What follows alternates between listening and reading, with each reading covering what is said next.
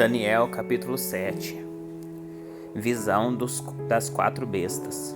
Anteriormente, durante o primeiro ano do reinado de Belsazar, rei da Babilônia, Daniel teve um sonho e visões enquanto estava deitado em sua cama. Escreveu o que havia sonhado e foi isto que viu. Naquela noite, em minha visão, eu, Daniel, vi uma tempestade que agitava o grande mar, com ventos fortes que sopravam de todas as direções. Então saíram da água 4 bestas enormes, cada uma diferente das demais. A primeira besta era como um leão, com asas de águia.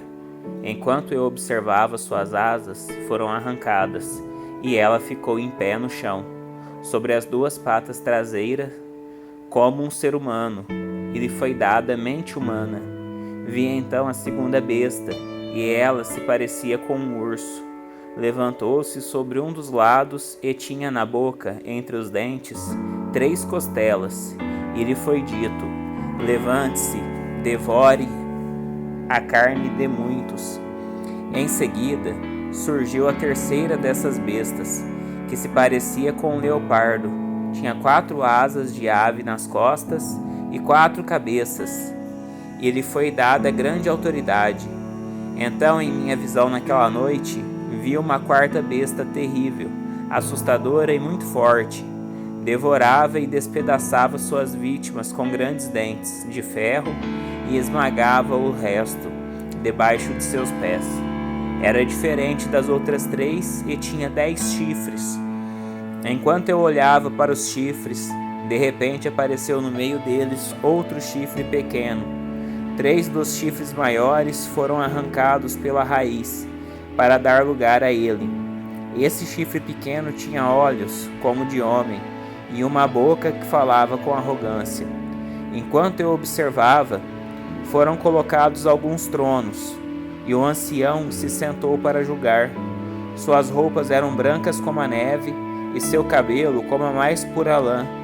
Sentava-se num trono de fogo, com rodas de chamas ardentes, e um rio de fogo brotava de sua presença. Milhões de anjos o serviam, muitos milhões estavam diante dele. O tribunal iniciou o julgamento e os livros foram abertos. Continuei a observar, pois podia ouvir as palavras arrogantes do pequeno chifre. Fiquei olhando até que a 4ª besta foi morta, e seu corpo destruído e lançado ao fogo. Então foi tirada a autoridade das outras 3 bestas, mas elas tiveram permissão de viver por mais algum tempo. Depois, em minha visão naquela noite, vi alguém semelhante a um filho de homem, vindo com as nuvens no céu. Ele se aproximou do ancião e foi conduzido à sua presença. Recebeu autoridade, honra e soberania, para que povos de todas as raças, nações e línguas lhe obedecessem. Seu domínio é eterno, não terá fim. Seu reino jamais será destruído. A visão é explicada. Eu, Daniel, fiquei perturbado com tudo que tinha visto, e minhas visões me aterrorizaram. Por isso aproximei-me de um dos que estavam em pé junto aos tronos e perguntei o que tudo aquilo significava.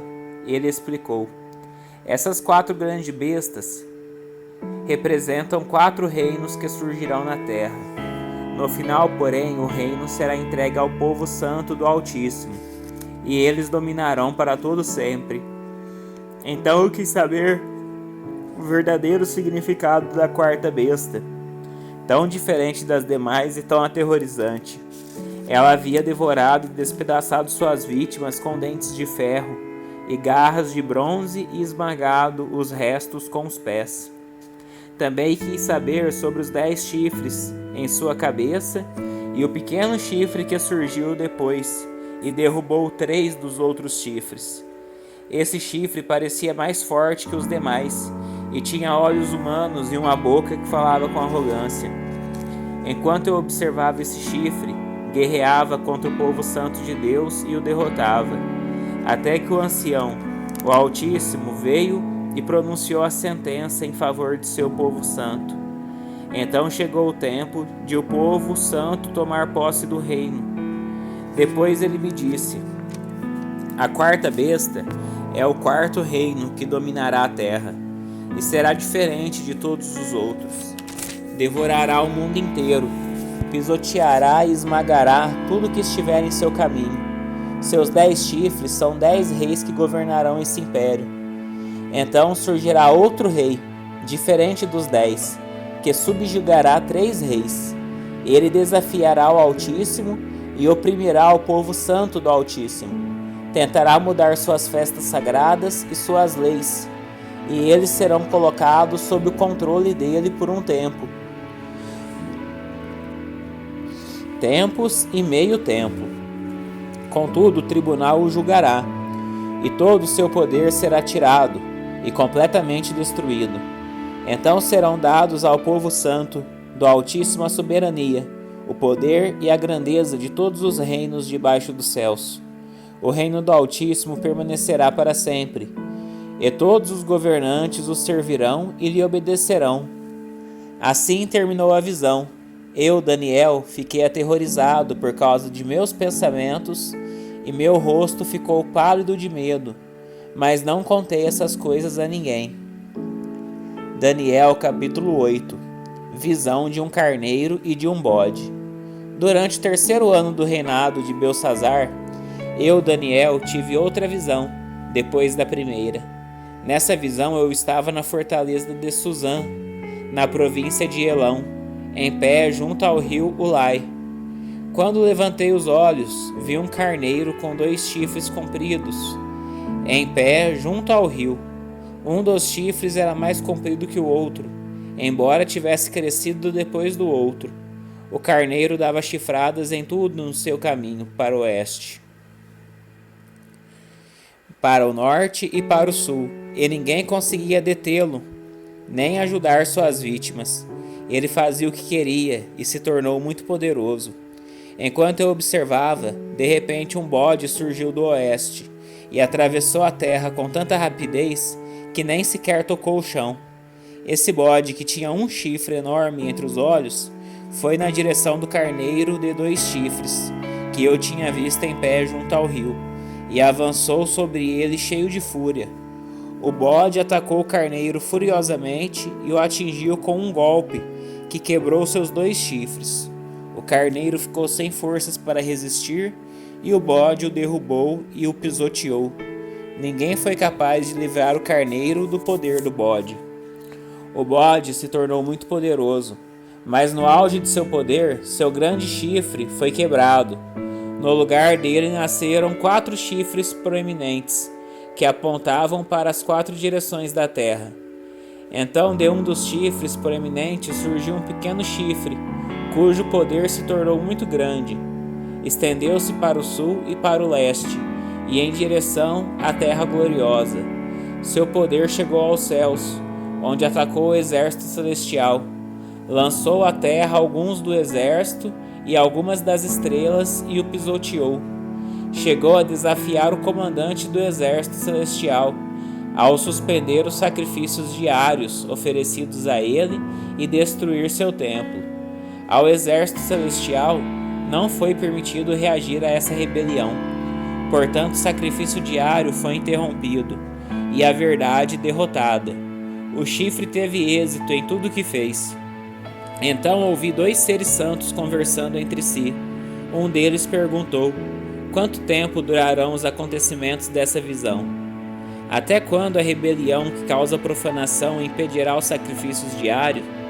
Até quando o templo e o exército celestial serão pisoteados? E o outro respondeu: levará 2300 tardes e manhãs. Então o templo será restaurado. Gabriel explica a visão. Enquanto eu, Daniel, tentava entender o significado dessa visão, alguém que parecia um homem parou diante de mim. Eu ouvi uma voz humana vindo do rio Ulai gritar: Gabriel, explica a este homem o significado da visão. Quando Gabriel se aproximou de onde eu estava, fiquei tão aterrorizado que me prostrei com o rosto no chão. Ele disse: filho de homem, você precisa entender que os acontecimentos da visão se referem ao tempo do fim. Enquanto ele falava, desmaiei e caí com o rosto no chão. Gabriel me despertou com um toque e me ajudou a ficar em pé. Então ele disse: estou aqui para lhe contar o que acontecerá depois, no tempo da ira. Pois aquilo que você viu se refere ao fim dos tempos. O carneiro com 2 chifres representa os reis da Média e da Pérsia. O bode peludo representa o rei da Grécia. E o grande chifre entre os olhos dele representa o primeiro rei do Império Grego. Os 4 chifres proeminentes que apareceram no lugar do chifre grande mostram que o Império Grego se dividirá em 4 reinos, mas nenhum deles será tão grande quanto o primeiro. No final de seu reinado, quando o pecado estiver no auge, subirá ao poder um rei feroz, mestre de intrigas. Ele se tornará muito forte, mas não por seu próprio poder. Causará terrível destruição e terá êxito em tudo que fizer. Destruirá líderes poderosos e devastará o povo santo. Será um mestre do engano e se tornará arrogante. Destruirá muitos sem aviso.